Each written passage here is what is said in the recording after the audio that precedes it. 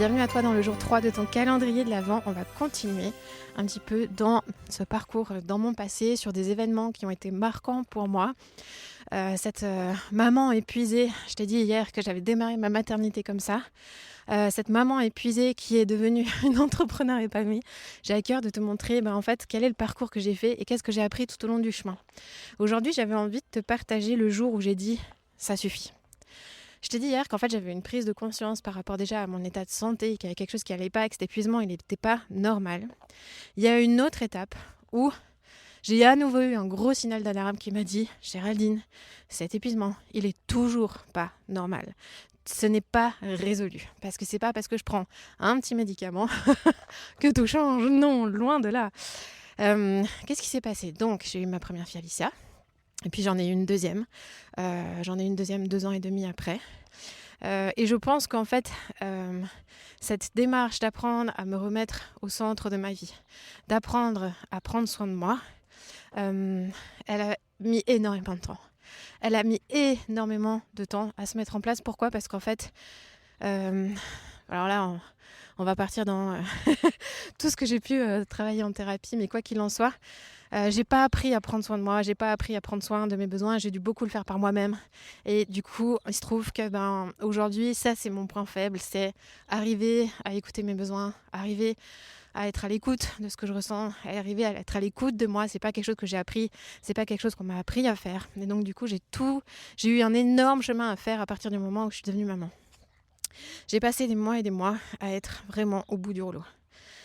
Au-delà de l'aspect santé, ça n'avait pas tout résolu. Et régulièrement, il y avait des crises à la maison.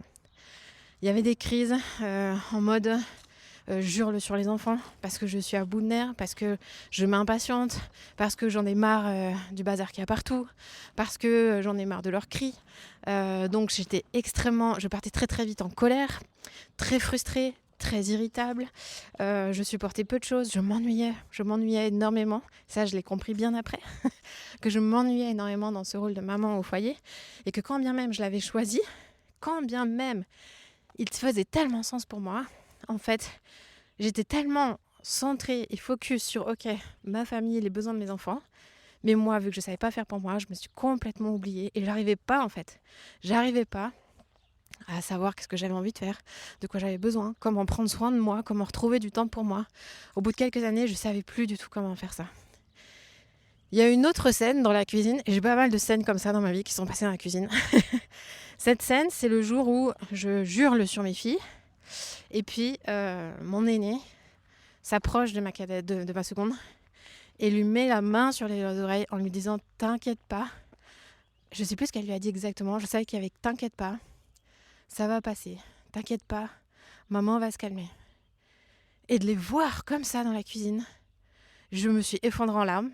Je me rappelle, je me suis effondrée en larmes sur le carrelage de la cuisine.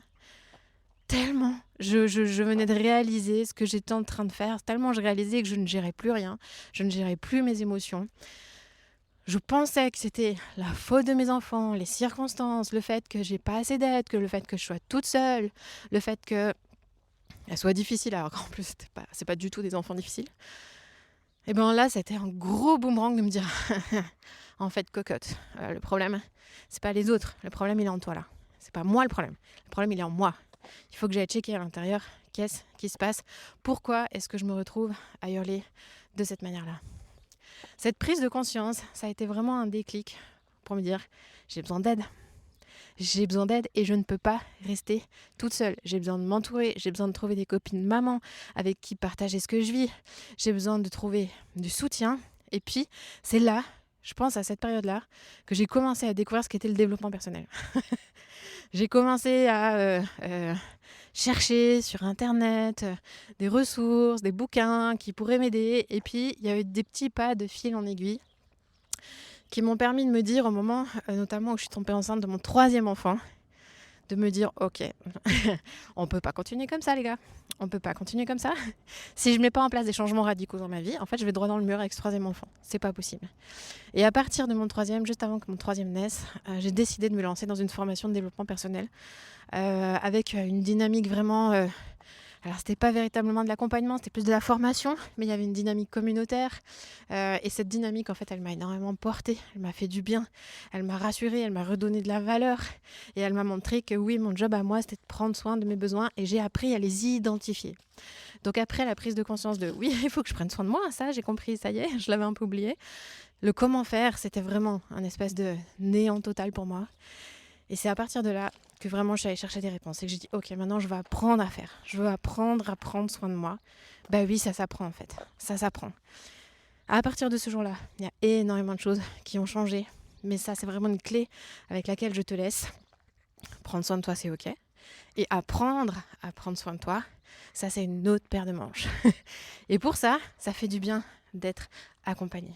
Et du coup, en lien avec ça, écoute, j'avais très à cœur de pouvoir juste te dire que, spécialement pour le calendrier de l'Avent, je vais ouvrir en avance une liste d'attente pour notre programme, notre parcours d'accompagnement, notre parcours de coaching Simplifie.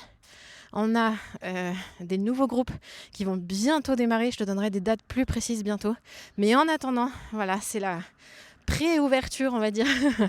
J'ouvre la liste d'attente. Voilà, si tu es intéressé par l'aventure du coaching et de Simplifie, tu peux simplement cliquer sur le lien.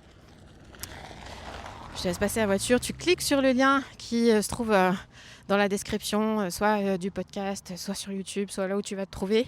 Clique sur le lien, inscris-toi, ça t'engage à rien. Et comme ça, tu recevras, premièrement, toutes les infos en avant-première sur l'ouverture et des cadeaux tout spéciaux pour celles qui sont sur la liste d'attente. Des super surprises pour celles qui sont uniquement sur la liste d'attente. Voilà, avec un tarif préférentiel à la clé. Mais je ne t'en dis pas plus. Allez, c'est parti, je te laisse avec ça et on se retrouve demain. Ciao.